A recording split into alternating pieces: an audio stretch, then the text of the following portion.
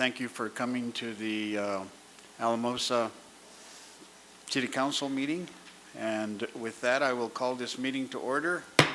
And would you please join me in Pledge of Allegiance? I pledge allegiance to the flag of the United States of America and to the republic for which it stands, one nation, under God, indivisible, with liberty and justice for all.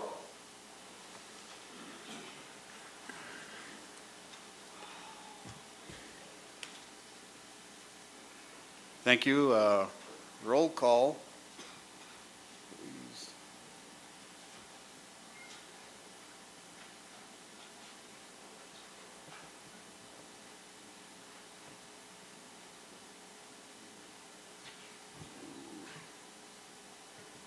Jim, would you help me, please?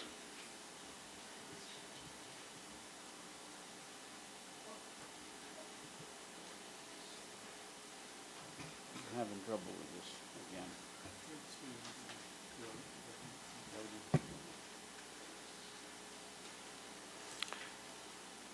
Sorry, folks, I'm trying to get used to this voting machine up here. Okay. Start voting. All right, start voting. Thank you.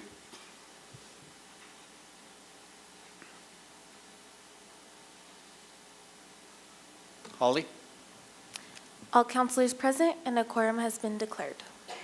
Thank you.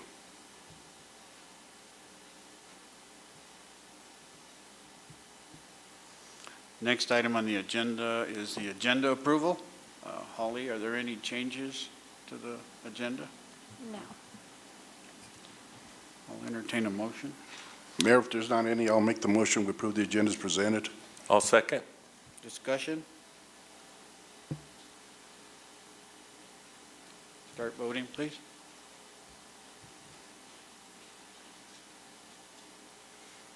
Missing one.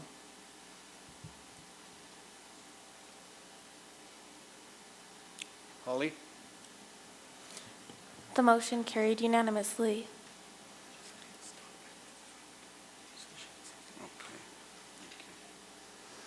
Next item on the agenda is citizen comment. I have one card. Dan McCann. Mr. McCann? Dan McCann, 1809 Sunset, Alamosa. Last week I got a water bill which caused my blood pressure to need blood thinners. I may be 68, but I haven't had a prescription drug in decades except for maybe conjunctivitis, and you can get that off a doorknob. Now what I do is I blow up at home around my house, not around other people. And I mean, I just go sky high, and I do that. And when I'm out in public, I try to keep it down because let's face it, you can go to jail for that, and a good-looking guy like me, I wouldn't have a chance in jail. Now, I went down to the public works, and I thought about, oh, here's what it is. It's wintertime, and they weren't able to read my bill. And I talked about this a number of months ago. I had a major water problem, and they went back to last December. So I went down, and I told them what went on, and I said, okay. I put a box around my water meter, and it got snow in it and stuff. And I said, well, I'll clean it out. And they said, well, we'll come out and read it. And I came down last Thursday over here, and I said, well, I'll go home I went down Thursday, and I'll go home and clean that meter up and then send the guys down Friday. I just got my bill today, and everything's okay. And I want people to know, listen, in a small town, everybody does the best they can. But if I would have been in a large town, driving back and forth and everything, the bureaucracy could be a pain in the tail. And the people here do a pretty good job. Just let them know what's going on. And in big towns, I mean, you know, you see 10 guys, and they all seem like supervisors. Here, they really do work. They earn their keep, and I want to thank the water department, and they did a good job, and I'm very happy. And pretty soon, come March, when they get all, because what they do, they take a look at your water bill for a number of months, and then they figure out that's what your sewer thing's going to be. And until March comes, I'm going to get back on my real rate. I'm using only between $2,000 and $3,000 a month. and I'm being charged for $19,000. But I had that water leak. I had a second bathroom. I didn't know it was leaking. I bought these darn Siberian Huskies. They wrecked everything, including me. My back is just sore and heck chasing them around. Anyway, I do the best I can, and so does Public Works. Thank you, Mr. McCann. Thank you.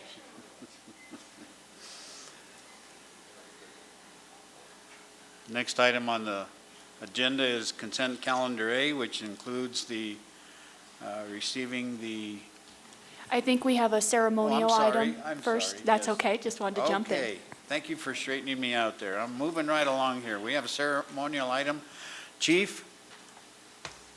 Good evening, Mayor and Council. As with tradition, we are here tonight to introduce our newest police officer to the City Council. I wanted to give you a little bit of background on Dana Nauer is her name. Dana was born and raised in Baltimore City, Maryland, which is kind of interesting because we have another police officer on our staff that's from Baltimore, as the mayor pointed out earlier. So it's turning out to be quite the recruitment ground for us. A little more about Dana. She graduated with a Bachelor of Science degree in Criminal Justice Administration from the University of Baltimore. She also attended and graduated from the Trinidad State Junior College Police Academy, which Captain Oakes is currently the coordinator of. Before working at the Alamosa Police Department, she was a case manager at the San Luis Valley Community Corrections. And then she has an interest in pursuing a master's degree in either criminology or sociology. According to Dana, I didn't choose these words. These came from her mouth. She chose the Alamosa Police Department because of the great reputation of the department within the San Luis Valley, and she also enjoys living in the city of Alamosa, and she's proud to be able to serve our community. Now, when we did our background investigation of Dana, and I talked about Baltimore previously, we only found one negative in her background, and we've kind of learned that it's truly a negative in that she's a Baltimore Ravens fan. So you have to keep that in the back of your mind. So give her a hard time. Ask her who's actually still in the playoffs and who's not, and you'll get a rise out of her. So, do you want to say anything, Dana? No, I'm good. Well, thank you very much, Welcome. Chief. Thank you. And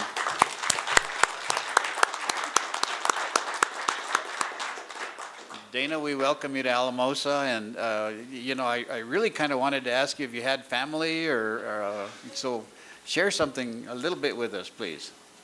Actually, do not have any family here. All my family's still in Baltimore. All in Baltimore? Yes. Okay. And, all right, well, thank you again. Thank you very And much. Thank you for choosing Alamosa, and we look forward to seeing you out on the streets, I'm sure. Sounds good. Thank you. Thank you. All right, now I can get on to consent calendar A. I apologize for that. Where we're going to receive December 13 expenditure report, approved minutes of regular meeting, December 18th, 2013. Resolution number 1, 2014, a resolution designating the place for posting notices of certain public meetings for calendar year 2014, and received the December 2013 monthly reports. Do we have any questions, comments, staff? Council? If there's no None. question, Joseph, I will move that we approve consent calendar A as presented. Second? I'll second. Start voting, please.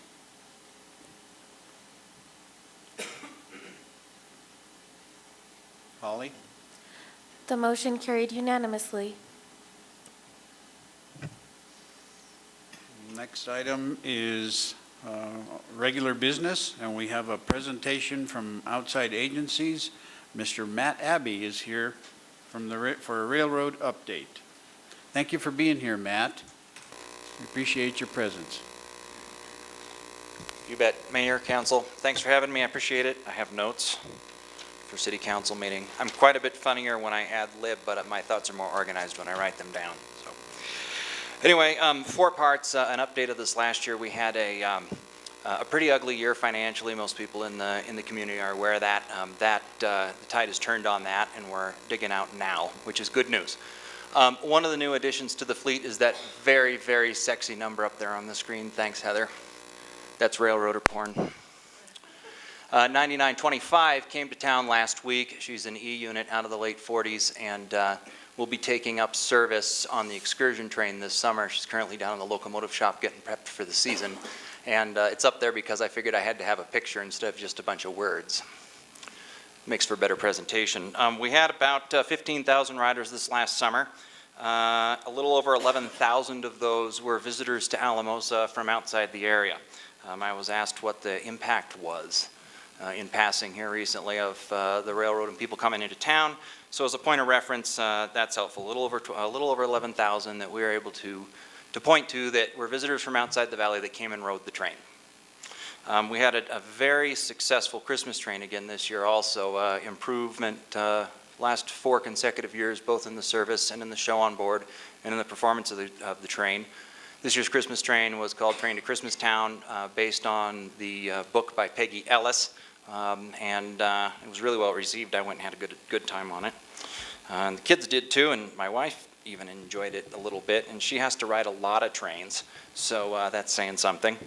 And we had guest conductors from around town, business owners and community leaders came down and played conductors, so that was kind of fun as well. Upcoming 3 points: passenger service plan, freight service plan, and real estate points. The winter weekend schedule for Saturday trains is going to start on March 8th this year. It typically starts in January. It's delayed this year because the cars that we use for that service have been dispatched to Oklahoma for some special trips going on out there, and then we'll get them back and we'll get our winter schedule going. We have some fun stuff. We're going to do the Easter Bunny train and the wine train and the beer train and, you know, the usual sort of assortment of Saturday trains. We have a couple of new additions.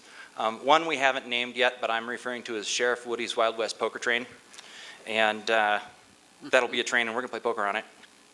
But you can figure that one out. We also have one that we're calling the Ladies Lounge Liner. This will be a train for gals only. There will only be one male on the train. He'll be cooking in the kitchen where he belongs, but the rest of the staff and everybody else will be gals, and we're going to have some local nail and hair and massage people, and we're going to have some wineries come in and give some talks, and various vendors and businesses from around town. So it should be a good time. Let's see, what else are we doing here? We'll also have the Sunshine Christian School is going to do their T-Rex Express again, which is very popular and also serves as a fundraiser for their ministry.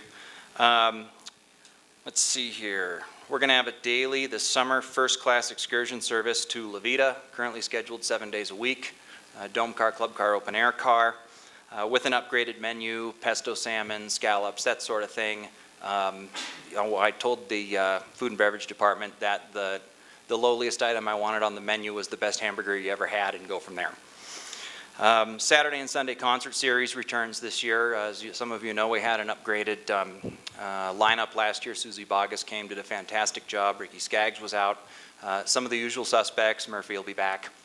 He always puts on a good show. It's going to be a lot of fun. I think Flying W Wranglers from Springs are going to come back. I think they're going to play on the barbecue weekend in August, which would be a nice fit. Let's see here. Wednesday service to Antonito, Friday service to Monte Vista. No changes there. We made a few other changes this year as part of our retrenching to try and make the passenger operation a little less of a financial drag on the overall operation. The reason 9925 has come to town is because it's going to take the place of SLRG 18, our steam locomotive. Steam locomotive is in mothballs and out of service for the foreseeable future. It seems like in a time when the railroad is getting its affairs better in order, having a toy like that and its tremendous expense, you know, it'd be wiser to park it. But that's not what I'm telling people. I'm telling people that when they heard that Judy Egbert was leaving, it went into its shed and cried, and its fire went out. Oh, come on, that was funny. Okay, so what else do we have going on? Freight service plan, no change there, Monday, Wednesday, Friday. Although we are working on some interesting developments. So with one of the growers and shippers in town, you've seen the blue and silver refrigerator cars blocking intersections all over town.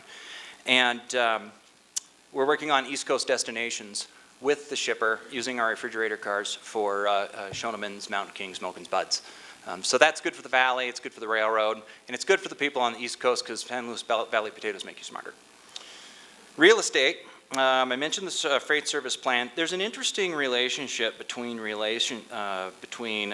estate and what the railroad is able to do in freight. A lot of railroad property gets sat on primarily to create a place for a potential freight shipper to set up business. And one of the challenges we have in the community is that there's a very limited inventory of industrial zoned property anywhere, in particular adjacent to the railroad tracks. There's a little bit out by the county administration. There's some in town. The implication for the city of Alamosa is that when an industrial customer comes along and says, where can we set up our Razzum plant? The only places we have to look are by the county administration building or by Ladue.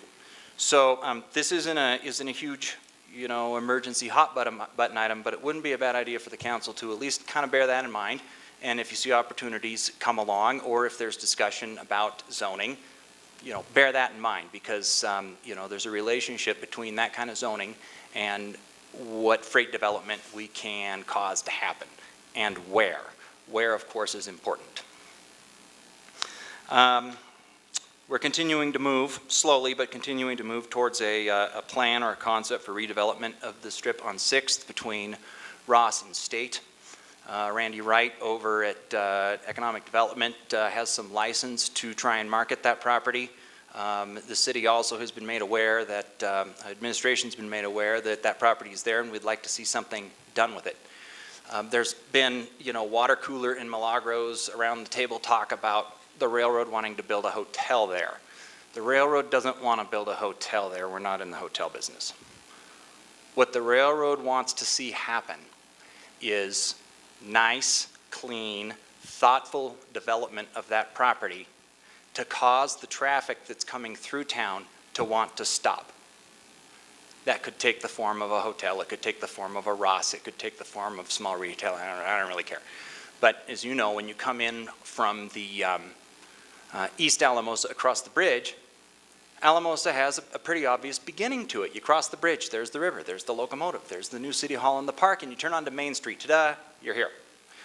When you come in from the west, eastbound, it kind of doesn't really get going until you're next to the railroad property, and suddenly you're shunted left on Denver and you're out of town before even realizing that you're really in it. Mm-hmm. So that's the dynamic that we're hoping to help change, for your information. Next crossing on the list to fix up is Ladue. It's the worst one in town. I'm not going to call it the worst one on the railroad, but it certainly is. It's a thorn in my side, and it's a thorn in Public Works side as well. So we've been talking about that, and as soon as the frost breaks, we're going to take a look at it. What we'd like to do is strip it all the way back and get the whole thing smoothed and paved over. And I think that's it. Questions? Thank you very much, Matt. Anybody on council have any questions? I had a Matt? question, Matt. Yeah. Going back to your real estate part of it, and we've had this conversation maybe once or twice on West 7th. What are we going to do there as far Landscaping. as landscaping? As soon as I got some money, I committed to getting that landscaped so the neighbors wouldn't have to look at our pile of junk. Yeah. And then we ran out of money. I haven't forgotten that, and it's going to get done. Also, is there a way that we could put like those strips into that fence so they can't see that stuff? You can or- put whatever you want in the fence. No, I'm talking about the rainbow, because there was discussion on that, about Well, that. I think the idea was to get something climby that goes up the side of it. When we built the building, I had them put water taps out there on 7th Right. so that we could put in some drip irrigation as part of that to create some sort of a barrier. The strips are okay. The problem is that they very soon look crappy. And so if we were able to do something with landscape, with plants, I think it'd have a better overall visual effect than having the plastic strips or the fuzzy strips. Fence, yeah. Yeah. Because I've gotten several calls on that, from that area and stuff, so, Yep. Still on the list. Haven't forgotten. okay, thank you. Rusty? Matt, first, thank you for the attention to the Ladue crossing, because like it's a thorn in your side, it's a thorn in our side, because. I know, it's you a guys get thorn the in calls, I don't. It's community not side. fair, it's just the way it goes. But thanks for the attention, Sure. because it has been addressed. Also, a little update on your rehab, the big building you have out back, how's that coming? Is it coming? The one I have to hide from the neighbors, that big building? No, Yeah. the work inside of the building, how we doing? with It's that? actually doing okay. We have 10 guys working in the shop right now, or 9 guys and a gal working in the shop right now. We're concentrating on catching up running maintenance on the local excursion fleet. And we're also, we're not in a heavy tool-up phase right now. We're getting caught up on bills, not just here, but enterprise-wide. And there's a couple of cars that have been recently shipped here that are in line to go in the shop. Most of the shop crew is actually in North Dakota right now, getting a couple of more cars ready for movement. In particular, one very cool car, it's called it was an ex-Milwaukee Road Skytop Sleeper, and it's the only one of them left in existence. Yeah, if George Jetson had a train car, this would be the train car. Wait till you see it. All glass in the back and around and very hot. So it's coming to town, and it's scheduled for restoration because it's very special, so we'll get started on that one. And at the same time, we're also doing some refrigerator car work in there and whatnot. But the workforce there is at 10. I've got 4 more that are on the payroll that are running around the country doing stuff that aren't actually in the shop, that are part of the mechanical team. Anyone else? Matt, thank you so much. And the city and the county, the entire valley is so happy that you guys are here. That is one large economic development tool that we have in our pocket, and that's the railroad and the excursion. A lot of tourists come to Alamosa to see that. We appreciate you having an update for us. Thank you very much, Matt. Thank you, sir. Thanks, Council. The other thing I'd like to add of working with the railroad and coming from some other communities, they're not always this easy to work with. And we're very appreciative of their efforts to help us with economic development and having a focus of trying to help the community move forward in that area. Thank you. Michael?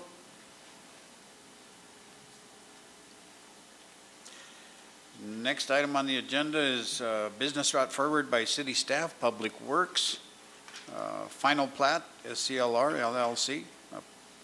So we're going to have a public hearing. Don, would you care to tell us a little bit about the project? The property involved is directly east of Walmart, right across from the parking lot. It's just north of the, I'm going to call it a strip mall, that's right there in the intersection of Clark and Del Sol. And it's basically in the corner of the field that's been irrigated over there in the past years. They're looking at putting a Tractor Supply store. If you're familiar at all with Tractor Supply, they're a farm and ranch supplier. They don't sell tractors. They do sell parts for tractors. A lot of feed, clothing, those types of things, similar to Big R, to be quite frank with you. And they're looking at a store that's just over 20,000 square feet with a substantial amount of outdoor sales and display items as well. The plat itself is very straightforward. It's almost perfectly rectangular, again, adjacent to a road that's all complete except for curb and gutter, and they have committed to put that in. I've already got that on the engineering plans. So if there's any questions, I'll answer those, or Any sit down and let questions the for public Don? hearing start. If there aren't any, then I'll go ahead and open the public hearing on the final plat, SCLR LLC, and ask anyone that's wanting to speak for or against this, please come to the podium.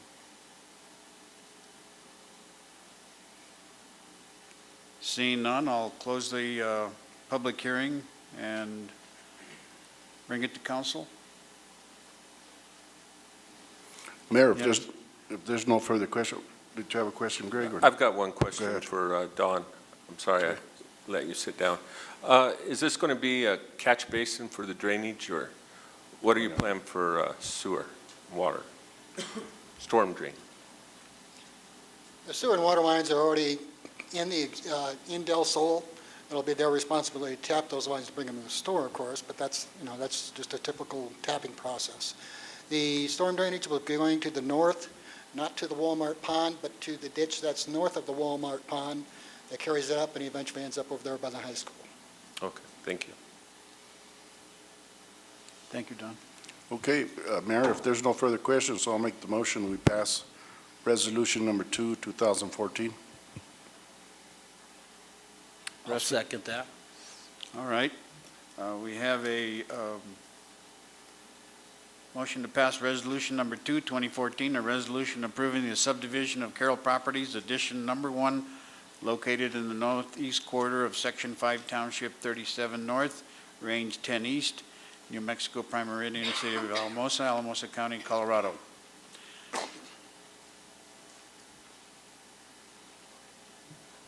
Start voting. Hold on.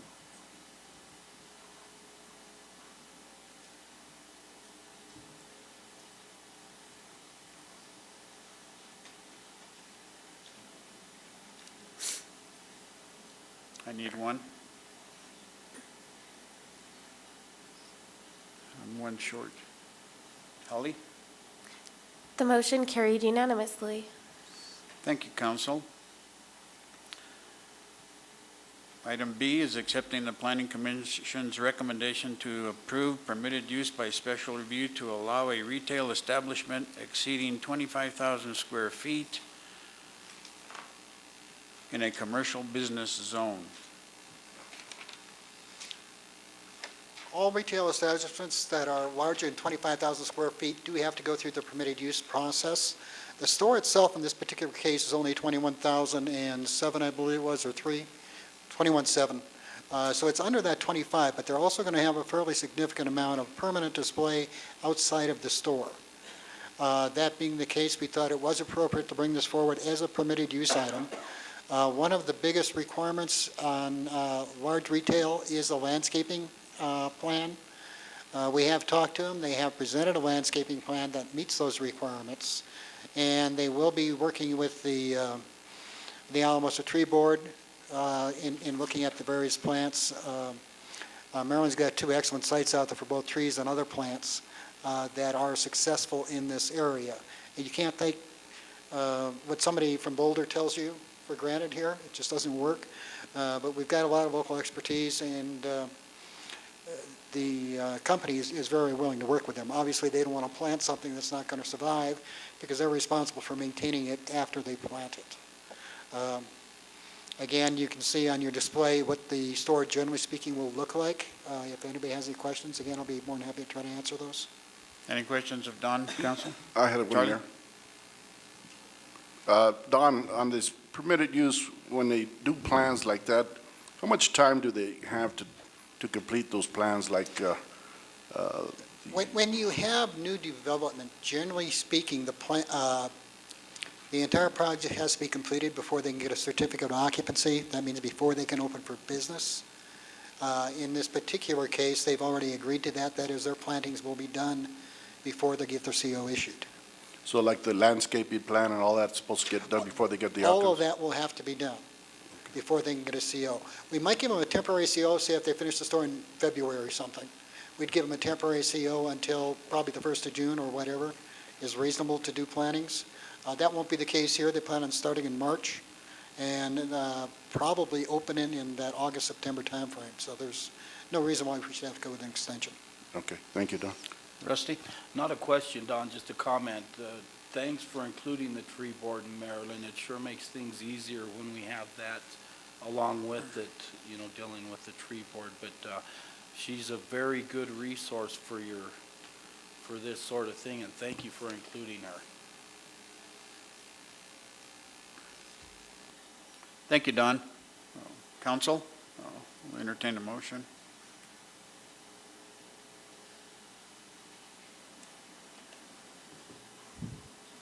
I motion we approve for permitted use 720 Del Sol Drive, Tractor Supply Company, for a retail establishment larger than 25,000 square feet in a commercial business. I'll second that, Mayor. I have a motion and been seconded. Please start voting.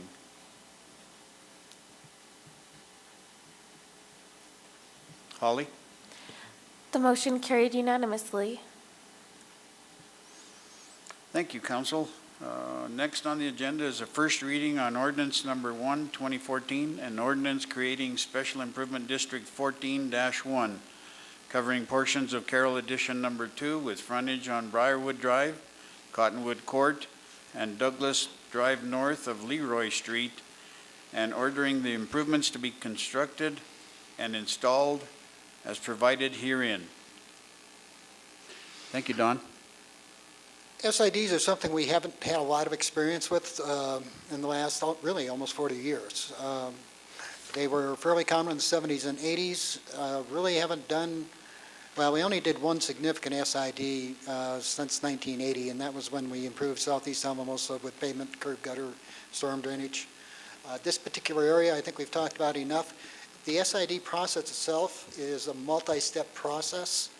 The ordinance creating the SID is a required legal step to create the entity, if you will. There will be a separate ordinance later on the assessments. Once the improvements are installed, there's a public hearing for people to comment on the installation and the cost of the improvements. And at that, following that, there's going to be a separate ordinance called an assessment ordinance, and that's what actually sets the assessments based on the actual costs for the improvements. So the step we're on right now is to create the legal entity. I do want to mention, it's not part of this ordinance, but I did attach it to the ordinance. There were some comments at the last public hearing as far as how the assessments were going to be partitioned out, and there was some concern on how corner properties would be assessed. And the recommendation, or at least my understanding of the recommendation at that time, was that the cost for the corner lots be reduced by 50%. If you look at the spreadsheet that was attached, that's essentially what happened. And again, this is a recommendation. You're not approving this as part of this ordinance, but that's something you'll be looking at when you actually do the assessment ordinance once the improvements are installed. But I did want to let you know this is an alternative way of doing the assessments if you feel that that's a more fair way of parceling out the cost. So again, you're not approving assessments at this time. You're only creating the entity of the SID, assuming the ordinance is approved. Are there any questions on the process or the property or anything like that? The only other part to the process is prior to it moving forward, the property owners within the district will vote on if they want to set the assessment on themselves as well. So there is still control for people to be able to vote on the issue. What they will be voting on is approval of issuance of bonds to pay for the improvements. Thank you, Don. I- Charlie? Mayor, I didn't have a question, but I had a comment. I appreciate that you took the concerns, even though we're not voting on it tonight, of the people that came forward where they felt that they weren't being assessed right. Yeah. And like you say, you know, they'll get an opportunity to vote on that eventually also, so. The corner properties owners' costs were reduced by approximately 50%. Just about all the other properties went up by about $1,000 as a result of that. Thank you, Don. Don, I have one question. If this was done by just a developer and they had to pay all those costs themselves, would those corner properties would that developer be able to assess any type of payment from those people? Well, the developer assesses costs in the form of when he sells the lot and how he sets the prices. So the developer has the freedom to assess the prices however he wants. If he thinks the corner lots, they cost him more, obviously, or at least the improvements by the corner lots cost him more, then he could, or she could, increase the price of that corner lot when it comes time to sell it. Some people consider corner lots to be desirable. For myself, I personally don't care for them because it's an awful lot of sidewalk to shovel, and two, you don't have much of a backyard. But I mean, that's preference. Some people do like having corner lots. But could a developer assess payments from these corner lots that are already built? Yeah, the developer doesn't assess payments. He doesn't have Right. any power to do that. Again, he sets prices. Correct. So these people would essentially owe nothing. Well, they would pay more when they bought the lot is the way they would pay. Well, they've already purchased the lot.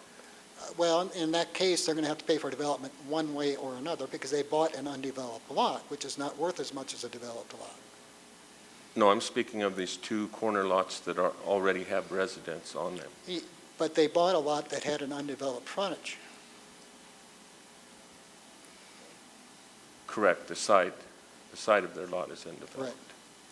So you're But saying. again, you know, we're not, the ordinance before you is to create the SID, not I to set the understand assessments. that. I That will missed be the a last separate meeting. ordinance public hearing process. Okay, I understand that. Thank you. Are there any other questions for Don? Thank you, Don.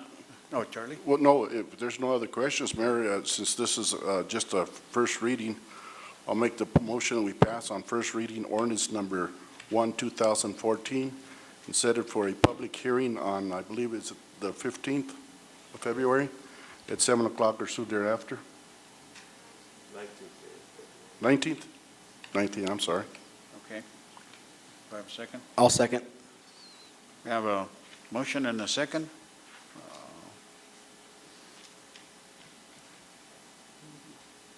Get this voting machine here. Start voting, please. Holly? The motion carried unanimously. The next item on the agenda is for finance, public hearing ordinance number 18, 2013, and an ordinance amending in part the established pay plan for city officers and employees as referred to in section 15-2 of the Code of Ordinances concerning personnel rules and pay plan for city officers and employees. Amanda, would you like to visit with us about that? Thank you. The only change that this is actually incorporating and bringing forward from the original that was done in the budget is our building official. In 2013, we had changed him to be an exempt employee. That did not carry forward with the copy and paste issue, so that's just making a correction to that portion of the ordinance. Okay. Thank you. Any questions of Amanda? Michael? No.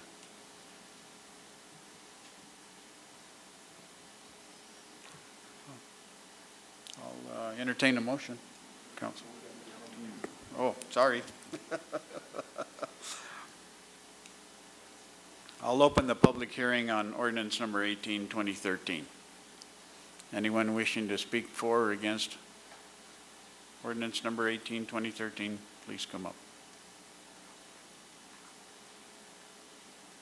Seeing none, I'll close the public hearing and bring it back to council for action.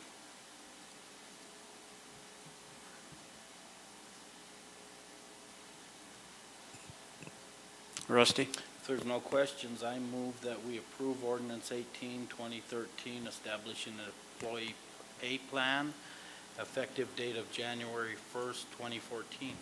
I'll Greg? second that motion. Thank you. Any discussion?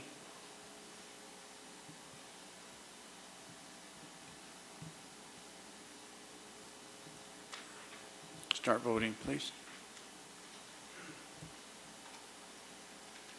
Holly? The motion carried unanimously. Moving on, we have resolution number 3, 2014, a resolution making supplemental appropriations and authorizing expenditures in excess of amounts budgeted for the city of Alamosa in ordinance 13, 2013, also known as the first budget amendment. Thank you, Amanda. What this entails is basically phase 2 of the fiber project that we started at the end of last year. If you remember, last year we ran the fiber from City Hall out to our water treatment plant and our recreation building. This portion of it would allow us to move forward and upgrade the switches and do all of the tie-ins of that fiber to make those buildings live. Part of that would upgrade those switches so that it gives us better for the future for replacement. The switches we have now are aging. If we have to go through and replace them at a later time, it's going to be more expensive for us. So it makes better sense to do that now as part of this project. It would be $10,000 for the enterprise fund and $10,000 for the community recreation fund in order to do that. But it will also allow for greater redundancy and a hardier network for us, and it will tie those buildings into our local network. Thank you, Amanda.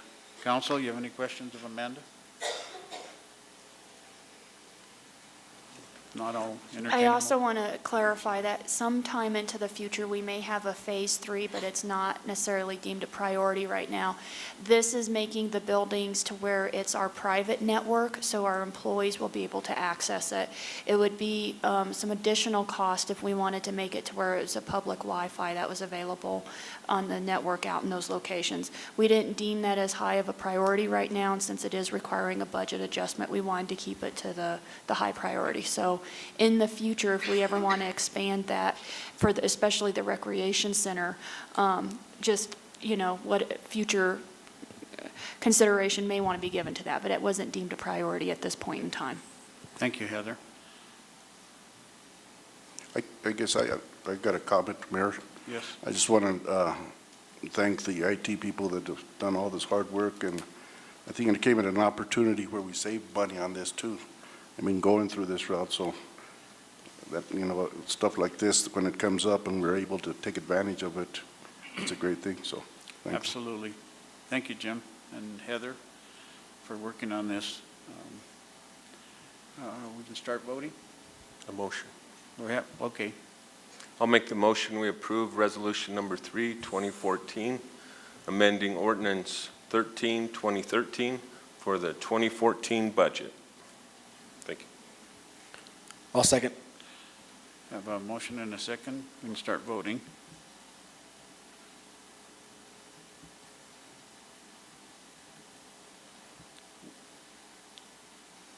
Hold on.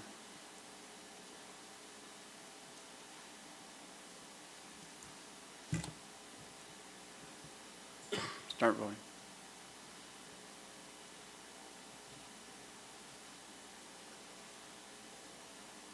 I'm missing one. Holly?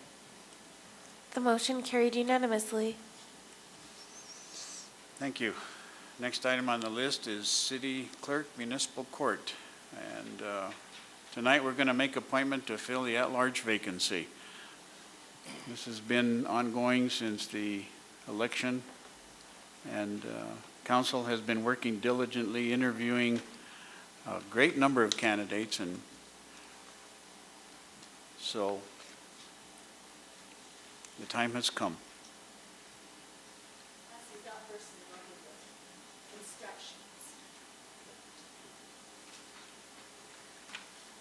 Thank you.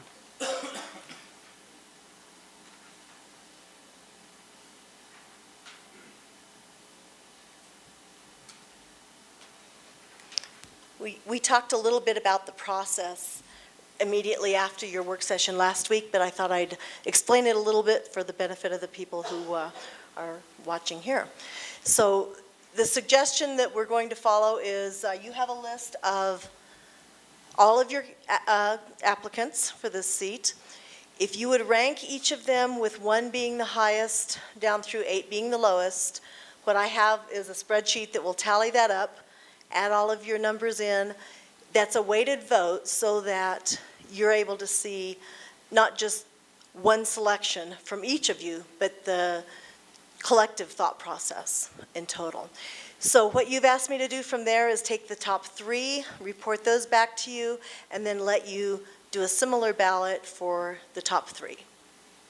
Thank you, Judy. And so with that, we can go ahead and go 1 through 8, correct?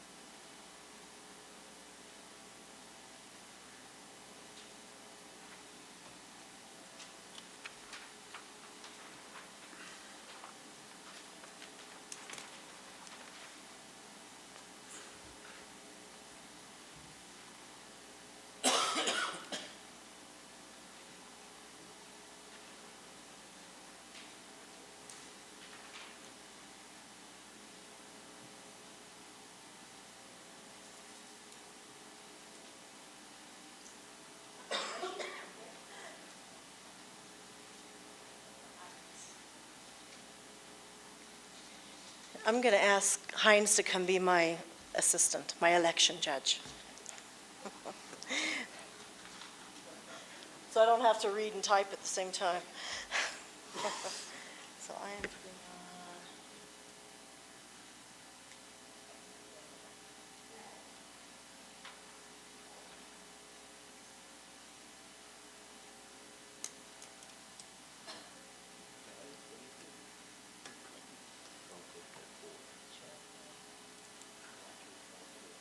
The Broncos by 4, huh? What do you think? Broncos by 4. 2 touchdowns, huh?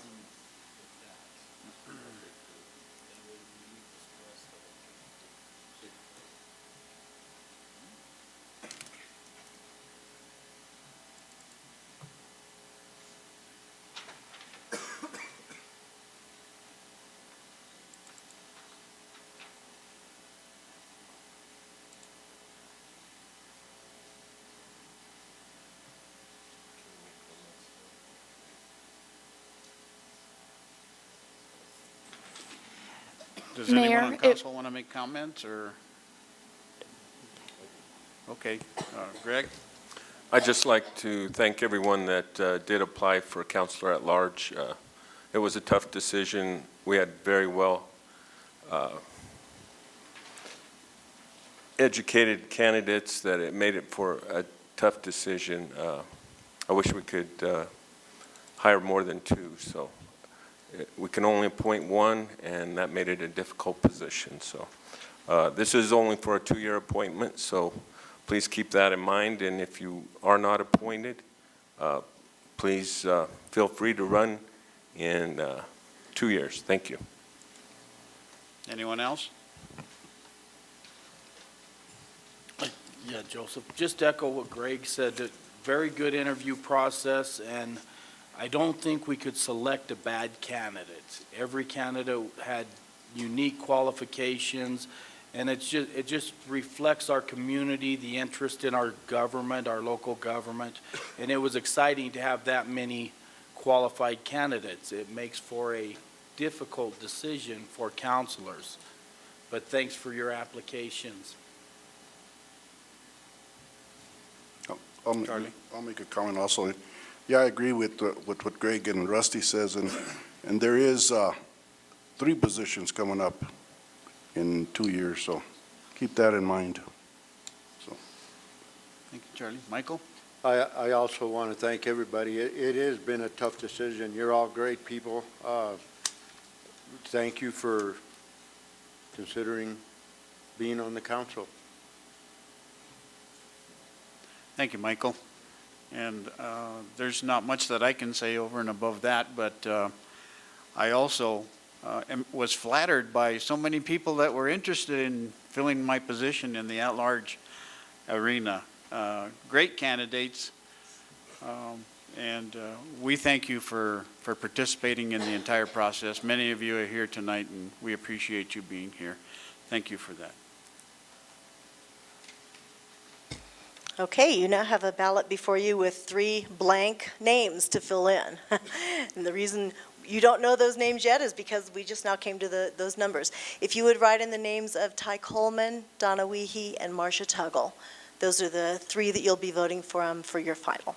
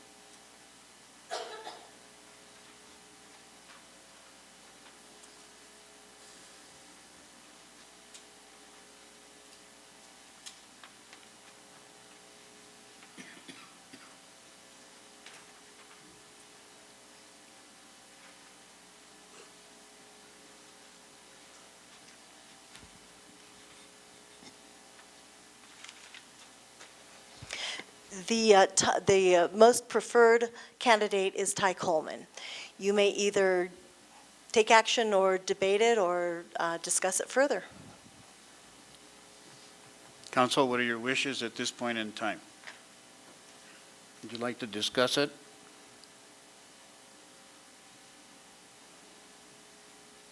Would you like to make an appointment? I think the ballot's been cast, so I guess if that's what the outcome is, I'll make a motion that we appoint Ty Coleman. I'll second. A motion and a second. Let me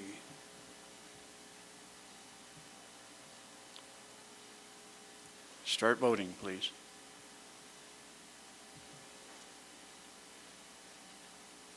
Holly? The motion carried unanimously. Thank you very much. Ty, welcome to the Alamosa City Council, and staff will, at this point, Judy, what will the procedure be? Because I think there may be some ceremonial things that might want to happen before the swearing in, or what? I did not have this on your agenda tonight to administer that oath. The reason is we thought this elected person might want a little bit of time to invite their family and friends to attend that ceremony. Okay. So we will plan on that on the next agenda unless you direct me otherwise. Thank you. Thank you, Judy. Thank you, Council. And Council, do you have any comments? And Mr. Coleman, do you have anything would you like to share something with us?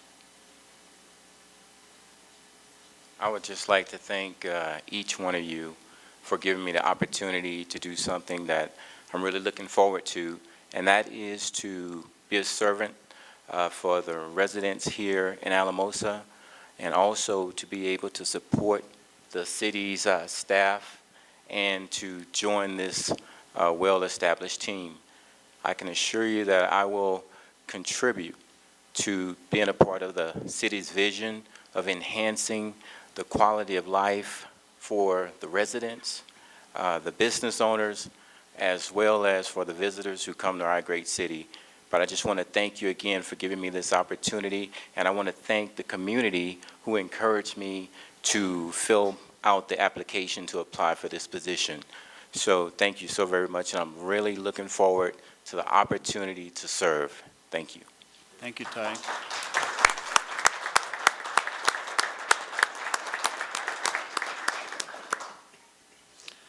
And so we'll move on to committee reports. Anyone have a committee report? No committee reports. Yes, I have a committee report. Sorry, Greg. Yes, the golf board met last month. John Atencio is the new manager at the Cattails Golf Course. They also elected new board members. Ron DeSautel and Rocky Southway were reappointed. Iona Koenig was the other new person on the board. And staff is looking at making some changes at the restaurant, possibly installing thermal curtains to make the restaurant a little warmer in the winter.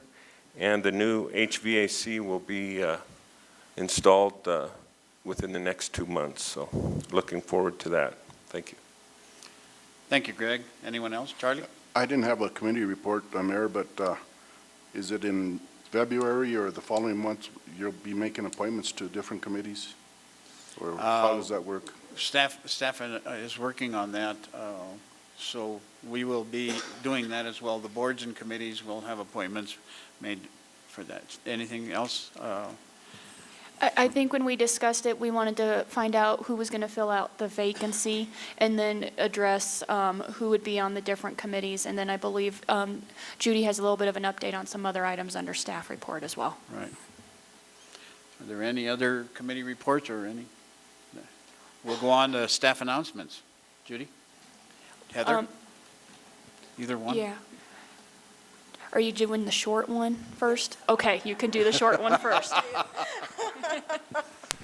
It's pretty bad when you have to put a list of your staff announcements together, but we had to do that tonight. Typically, you would select your pro tem at the first meeting in January, and you chose to wait until you had a full council to do that. Are you ready to proceed with that at your next meeting, or would you like more time to think about that? Council, what would be your wishes? I think what we'd really like to determine initially is who is interested in the pro tem position on council and who isn't, and if you are, you can make that known tonight, or What I would do is What would give you- you a ballot with all of your names, and then those who are interested or not can express that right prior to the vote, and then you can just vote on the appropriate okay, that would interested be people. fine. Thank you, Judy. Okay, so that will Next be the meeting? first meeting in February. Okay. Okay. Any other staff announcements, Heather? Yes, I believe Heinz, we had 2 updates.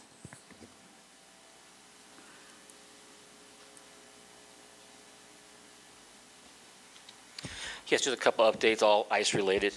Just let you know, the ice rink, we opened early this year because of the weather, and up to this weekend, we were doing gangbusters. It's probably the best years I've seen since I took over in '07. This past week, this week right now, it's been kind of dicey. We've had to close Monday and Tuesday because the weather's been just too warm with some wind and stuff that's really eroded the ice. But we opened up again today, and we'll see how it goes, how the ice will fare through today's activities. So right now, we're kind of the on and off. Just keep checking the website. We keep track of it there for the public to see whether the rink is open or closed at any given moment. Okay. Also, Heinz, real quick on the Yeah. rink, how's that Zamboni working for you? wonderful. Good. It's probably some of the best ice I've ever seen here. So it works. It works as advertised. It really does. I hadn't heard anything, but thank you. Yep. And next thing is this weekend is Ice Fest. There's a flyer on each of your at your table there at your positions. Kind of gives you an outline of the activities for Friday and Saturday. Most of Friday's activity is going to be prep time for them to fuse the ice blocks together. And also the biggest thing on Friday night is the Mad Hatter party that is at the Ruby Slipper. There's an invite on the alamosaRec.org site that kind of explains what's going on there. It's more of a reception for the artists and our sponsors in recognition for their work on this project. New this year and all these are going to go on Saturday. We've got a fire and ice bonfire. Basically, that is going to be a chimney-shaped ice block column with wood stacked inside, and it melts as the ice as the ice melts as the fire goes on. It's about 15-20 minutes or so of a glow. We have the sponsor's name, insignia, and/or names are in the ice, so they glow out when it burns down. And that's going to be at the corner of Main and San Juan. We'll be closing half of that block.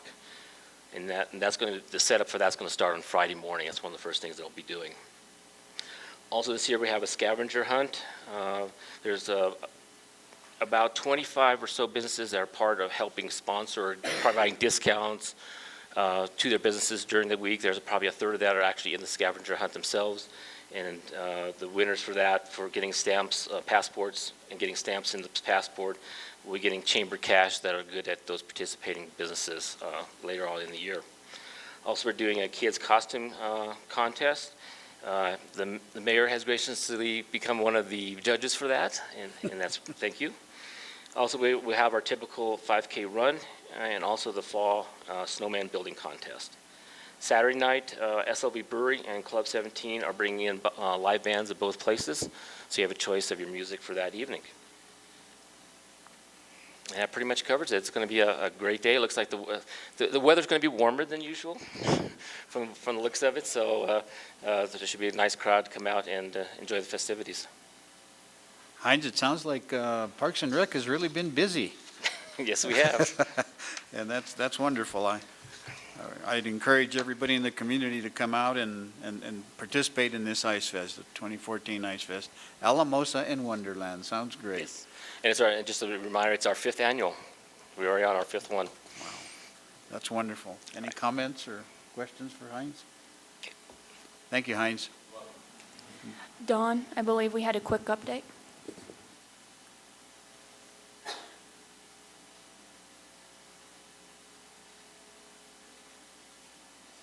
There's been some concerns and speculation, or whatever you want to call it, about changes, more changes in the arsenic standards.